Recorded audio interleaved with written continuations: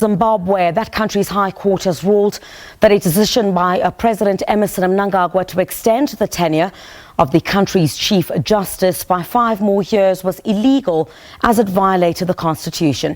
So the High Court ruled that Luke Malaba ceased being Chief Justice at midnight on Friday. For more on this, I'm joined by Zimbabwean journalist Hopewell Chin'ono. Very good evening to you, Mr. Chin'ono. Thanks indeed for joining us here on the program. So this is quite a significant ruling that was made. Does it, however, create a crisis because Zimbabwe is without a Chief Justice? Good evening, and thank you for having me on the program. No, it doesn't create a crisis because the Deputy Chief Justice is now the acting Chief Justice. The crisis was created by the President's extension of Chief Justice Luke Malaba's term, which was unconstitutional, because what he did is he amended the Constitution to allow himself the powers to extend the term. Yet the Constitution clearly stated that that could only be done through a referendum. So you go back to the people who gave you the powers to come up with that Constitution. And even if the referendum said, yes, you could amend, the sitting Chief Justice, Luke Malaba, could not be a beneficiary of such an extension because it rules out those who are already sitting Chief Justices from getting an extension.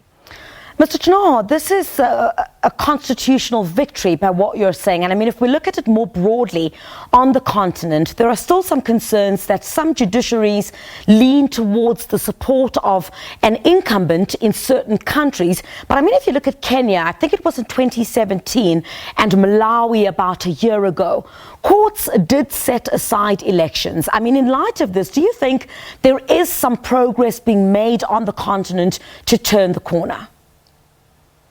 Indeed, in other parts of the continent, I would call it progress. For instance, in Kenya, in 2017, they set aside the election result, and just this past week, they've ruled that the constitutional amendments which the president wanted to effect were unconstitutional.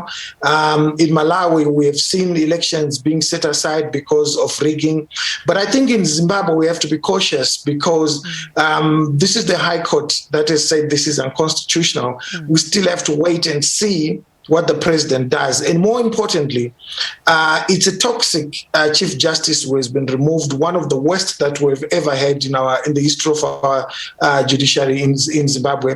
But the appointing authority remains the same. So we might get another pliant judge who comes in and who continues with the abuse of the powers vested in him as a Chief Justice. It was difficult, and it is still difficult, for critics of the government to get fairness at the magistrate's court.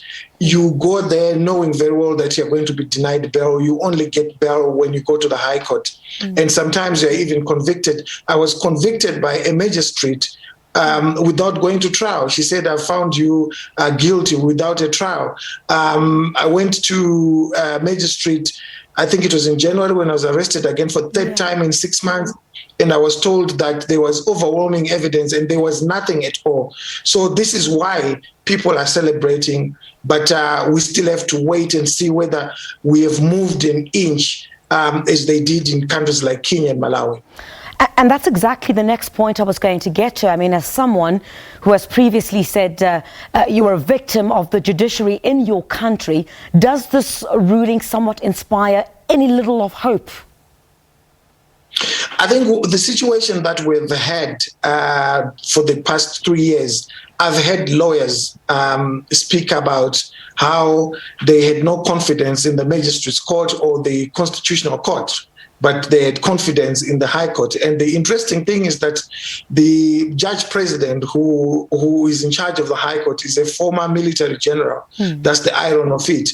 But we still have to wait and see what's going to happen. The presidential spokesperson was on Twitter insulting Zimbabweans and saying that the executive is going to fight and make sure that they get what they want. So we will wait and see what they do. But the broader aspect of it is that when a a country has no rule of law, it also fails to attract investment, because investment is afraid of going where it cannot be secured.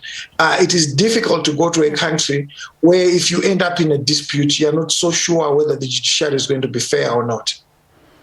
Mr. Chin'ono, thank you very much indeed for joining us here on SABC News. Journalist in Zimbabwe, Hopewell Chin'ono.